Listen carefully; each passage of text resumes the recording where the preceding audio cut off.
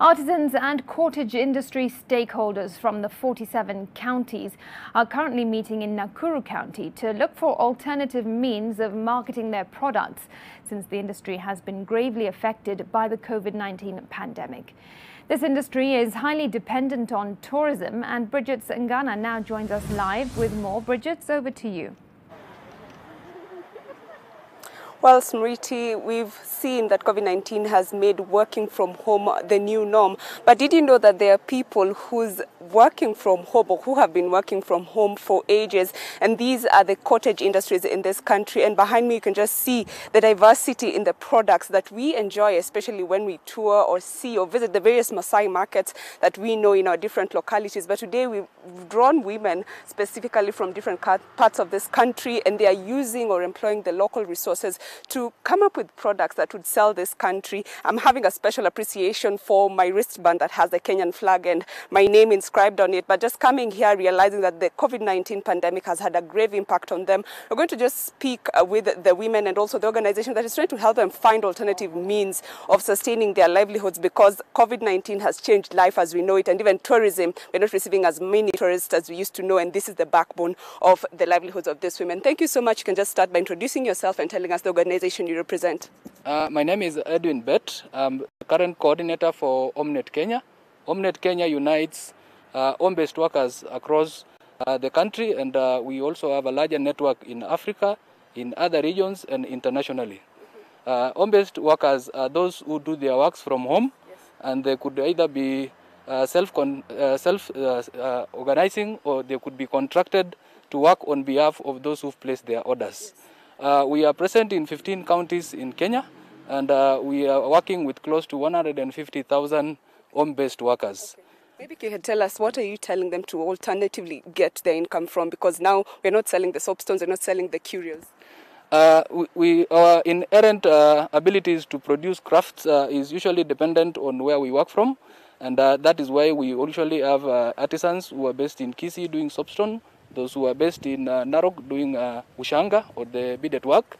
And really, since COVID-19 came in, we've all been thrown off balance, and currently we have to innovate and think of alternative sources of income. We have our members who've gone into farming, sustainable farming within the homesteads. We also have those who've decided to do other businesses like doing soap, because currently there is a big demand for sanitizers. We also have those who are doing the clothes in the fashion industry. They are now doing masks and other PPEs that are used by everyone, including the health sector workers. Yeah. Okay, thank you so much. Maybe you can just briefly tell us, in terms of the soap and all that, how is it picking up for them to sustain themselves? Briefly, please. Currently, those who have ventured into sanitizers and soaps, the business is still slow, but in some instances it picks very well. We also have a challenge because it's almost everyone, regardless of those who have been in the craft sector, they also lost jobs in other sectors, and they've also moved into the same line of business. But we are grateful because we are managing. We've had opportunities to work with our partners. They've supported us by sending us humanitarian support. We've been able to purchase food. We've been able to purchase implements that we use in sustaining life as it is currently. Okay. Yeah. Thank you so much. I would have loved to speak with one of the women who are benefiting from this, but my director is telling that we are pressed on time.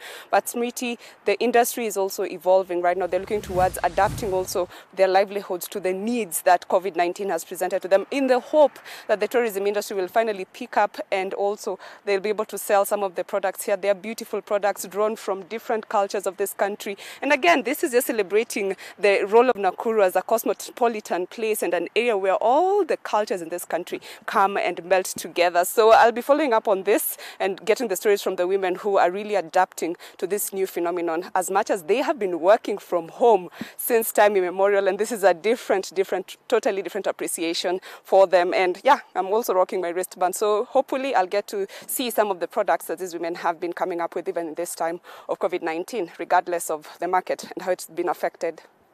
All right, yeah, Bridget, it's great to see that, a really positive story, and we look forward to your follow-up story in our subsequent bulletin.